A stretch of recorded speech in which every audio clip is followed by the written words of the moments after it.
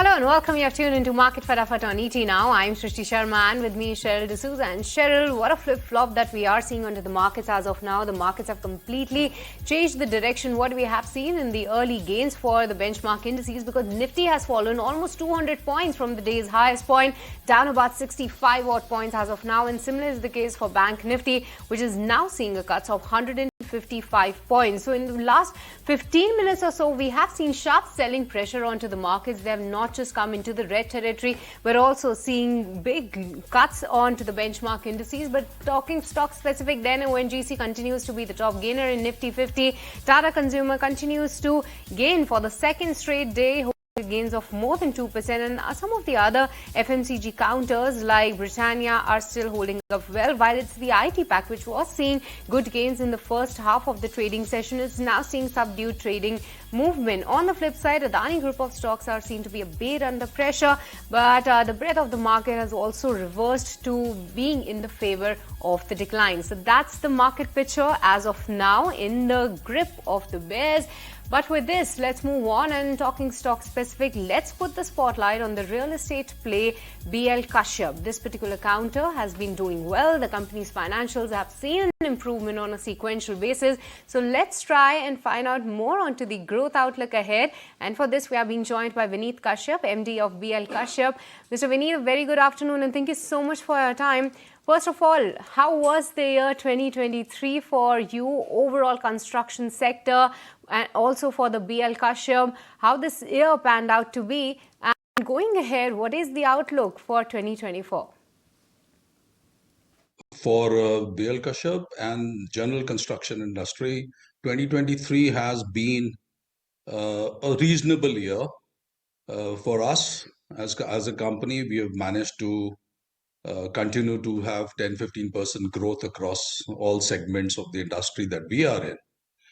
For 2024, what we have seen in the last 6-7 months, maybe 7-8 months, the inquiry has really doubled and tripled. So we feel that the construction sector, this kind of a boom, we have not seen in a very long time. And we do realize that the next 3-4 years, with the queries that are coming up today, maybe more than 4-5 years, the construction industry is going to grow, if not 20-30%, at least between 10 and 15%.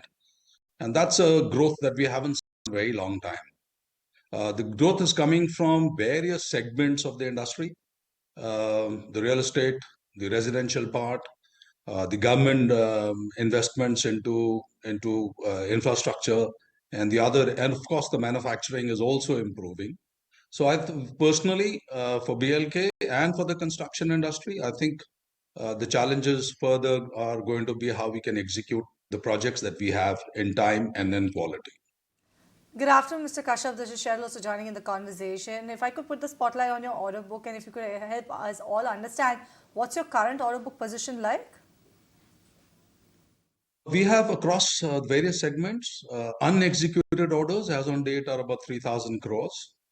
That means we have whatever jobs we have done up till November end have been reduced from that. And we look forward for up till 31st March. We are in the negotiations of various other jobs, so we can add up another 1,500 crores to our order book. And these are the final stages of negotiations going on with lots of repeat clients and lots of new clients. All right, point taken. So let's put the spotlight then, and if you could help elaborate on key orders like Sabarmati multi-modal transport hub in Ahmedabad, or also for the matter of fact the Gomti Nagar railway station, which is expected to be completed next year. If you talk more on these projects of yours, and where are they headed right now? NHRCL, which is the National High Speed Railways company, which gave us the order a year and a half, 2 years back. That is the Gomti Nagar, the Ahmedabad bullet train first modal transport hub that we have built.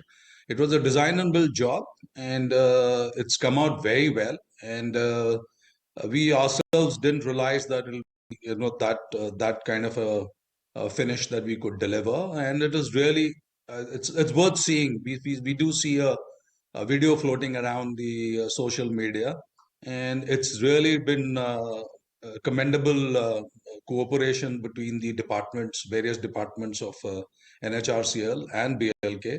It is a design build job that BLK did, and including it's a total EPC contract. It's partly handed over, and we are hopeful that end of December, first week January, we can hand it completely for inauguration as and when they have.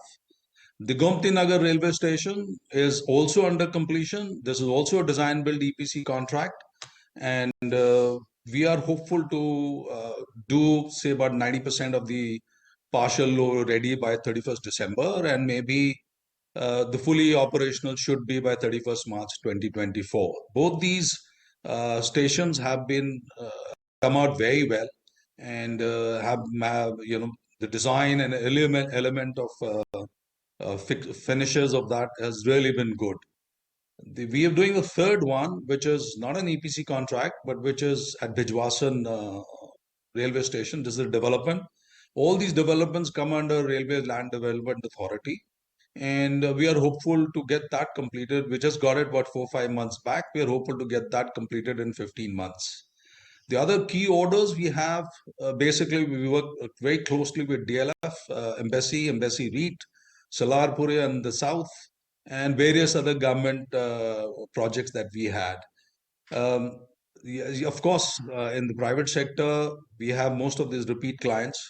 The DLF, several buildings we've already done, several are under construction right now, and a couple of them are under negotiations. With Embassy, we have done mostly all their IT parks across the golf course as well as the business park, which is supposed to be one of the largest business parks, SEZ and other IT hub, maybe in Asia.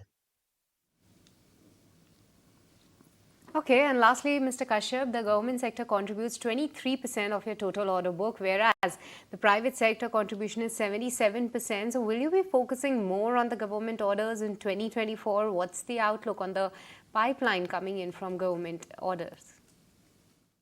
We will look at various, we think that after April, maybe in the next financial year, the government would be more aggressive in putting up newer tenders for newer projects. We would be concentrating, and we would like to increase our share from 23 to at least 30-35% for the government projects.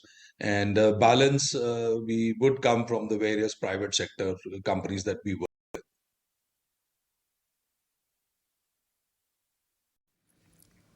All right, then we leave it there. Mr. Kashyap, thank you so much for joining us on ET Now to talk about BL Kashyap, the way forward going ahead for this company. But the stock right now is a bit subdued in trade with the rest of the market. Remember, we are sharply off the day's highest point. But let's get started then, and let's actually talk about stocks which are moving based on news flow and the technicals. For the technical end, we have Aamar Singh joining us on the show, while from the research team, we have Ashesha. A very good afternoon to all three of you all. Thank you so much for... good afternoon to you also, Shrishti, that is. Thank you for joining us on the show. And Amar, let me come to you first, and let's talk about Aurobindo Pharma. And what a stellar move this one has seen, actually. If you had blinked, you would have definitely missed that rally that Aurobindo actually posted today. It hit a record high level as well. Do you think this record momentum will continue?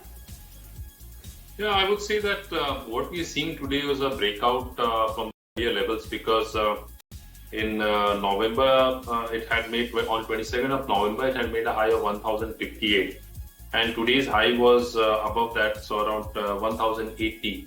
So it needs to sustain, for any major rally, it needs to sustain over the 1060, 1080 mark. That's going to act as a very important zone of resistance for the stock, because today we are seeing some sort of profit booking, because the stock is not able to sustain above the 1060 level. So 1060, 1080 is the level to watch out for. Long-term trend continues to be very strong on the monthly charts, on the weekly charts, and even the quarterly charts have turned positive. So one of the major indicators on the quarterly charts has turned positive. However, the stock is trading in overbought zone, so that's okay. So that could be meet with some consolidation. But the next stage of rally would only happen once the stock sustains above the 1060, 1080 mark. Okay, so that's the take. on Arvind the Farmer. But moving on, and let's shift focus to VUN Beverages, one such counter which has seen phenomenal move in today's trading session. And the news flow says that the company has already acquired 100% stake in the business conducted by the beverage company. That's a company which is in South Africa, and this whole deal value has been coming at 1,320 crores. Now, the South African company is engaged in the business of manufacturing and distribution of licensed PepsiCo owned brands, and they also have the non-alcoholic beverage in South Africa markets. And definitely this is a big news coming in for VUN Beverages. Other than that, the company has also announced that they have signed an MOU with government of Jharkhand for proposed manufacturing plant in Jharkhand state itself, with a total capital outlay of 450 crores. So two positive news coming in on VUN Beverages, and it's even getting a thumbs up from the brokerages as well, as CLSA has upgraded the rating to a buy now versus an outperform rating earlier, and have hiked the price from 1,070 rupees to 1,417 rupees. That's almost 200 rupees higher than what the stock is currently trading at. But nevertheless, the stock is still holding a gains of almost 9%. All right, so that is VUN Beverages still holding on to strong gains. On that note, we slip into a break on this edition of Market Fatafat. When we come back, more stocks to discuss. Don't go anywhere. Welcome back. You're watching Market Fatafat on ET now, and the picture on the screen is definitely not great when it comes to the benchmark indices, or for the matter of fact, even the PSU Bank Index. If you look at it, it's actually seen a sharp knock from the day's highest point. PSU Bank Index is actually down approximately 2.5% or so as we speak. There you go. Nifty is down over 15 points. It's down 1% from the day's highest point. There you go. Like I mentioned, PSU Bank Index, look at it, 2.5% downtick coming in on that particular counter. But yes, PSU banks and PSU in particular, we've seen a sharp rally coming in on that particular segment as a whole. And today, in tracking the trends with Nikunj Dalmia, we will be putting the spotlight on the PSU sector rally. Remember, the year 2023 is definitely the year for the PSUs, be it from the railway, defense, or even for the oil and gas space, as well as the power space. All of them have seen sharp up move. But we put the spotlight on the sector to know whether there's more steam left for that up move, or now will it be a time for consolidation. And also remember, Nikunj will be answering all of your stock related queries as well. So stay tuned. 2 p.m. is when the show will start.